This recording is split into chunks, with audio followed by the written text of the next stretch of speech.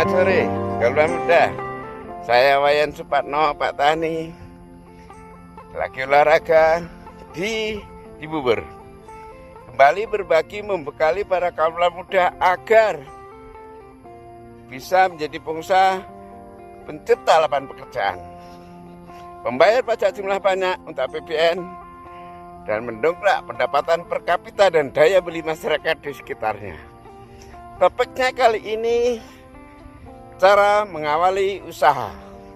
Kaum muda, sekalipun saya usahanya belum banyak, masih ecek-ecek, tapi pengalaman jatuh bangun mengelola usaha saya cukup kenyang.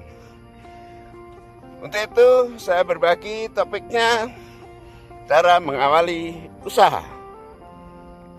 Kaum muda, ketahuilah, dulu saya seperti umumnya anak muda juga takut mengawali usaha. Alasannya dibelenggu oleh diri saya sendiri. Di antaranya merasa bukan keluarga atau keturunan atau darah pengusaha. Merasa tidak punya modal karena orang tua saya transmigrasi. Merasa tidak punya ilmu tinggi. Merasa tidak punya koneksi. Itu saya buang jauh-jauh. Tuh, belenggu diri harus saya lepas, saya buang jauh-jauh. Nah, saya harus bisa, itu saya yakini di dalam diri saya. Lalu saya melatih intuisi. Saya berdayakan panca indera saya secara optimal. Melihat apa saja, mendengar apa saja, saya analisa harus ada peluang bisnis di balik apa yang saya lihat, di balik apa yang saya dengar. Contoh konkret, ketika saya waktu itu melihat ada pinang berserakan tumbuh di bawah pohon, saya pungut setengah karung, saya belah, saya jemur, titip ekspor. Ternyata diterima di India dan di Jepang.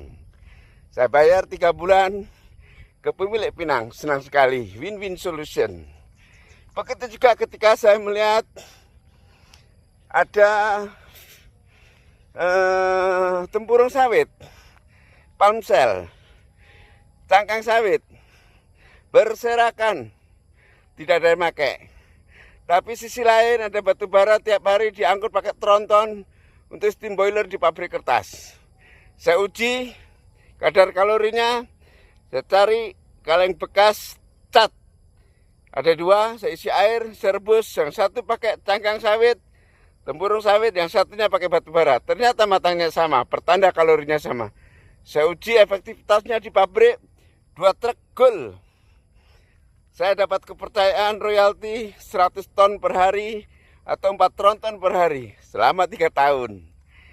Nah, begitu juga ketika saya melihat ada seseorang manen padi di sawah pakai karung baru, saya tawari karung bekas. Ya, numpuk saya lihat di PTPN. Akhirnya mau 50% harganya dari karung baru untuk menekan harga pokok produksi di kilang padi. Modalnya dari mana? Cangkang sawit modalnya dari orang pemilik truk, karena dapat muatan pasti tiap hari 4 tronton. Dibayar setelah invoice saya cair. Pinang saya bayar 3 bulan setelah cair dari eksportir. Begitu juga karung didanai oleh pembelinya. Ya, dibayar ke PTPN, selisihnya buat saya itulah labanya. Tanpa modal, karena sibuk lambat laun, akhirnya saya memberdayakan orang-orang yang nganggur. Lambat laun karyawan saya banyak.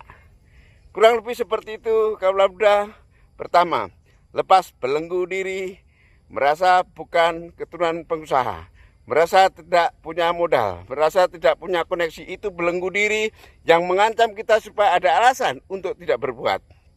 Kedua, optimalkan panca indera sebagai sumber intuisi lahir dari diri kita. Lalu dilakukan daya nalar analisis potensi, laba, profit margin, dan omsetnya. Lanjut, dan pada akhirnya menjadi seorang leader karena harus memimpin jarak jauh, memakai ilmu leadership yang banyak kita pelajari di kampus-kampus. Semoga bermanfaat kaum muda. Salam sehat, saya tetap olahraga. Dari Wayan Supatno, Pak Tani.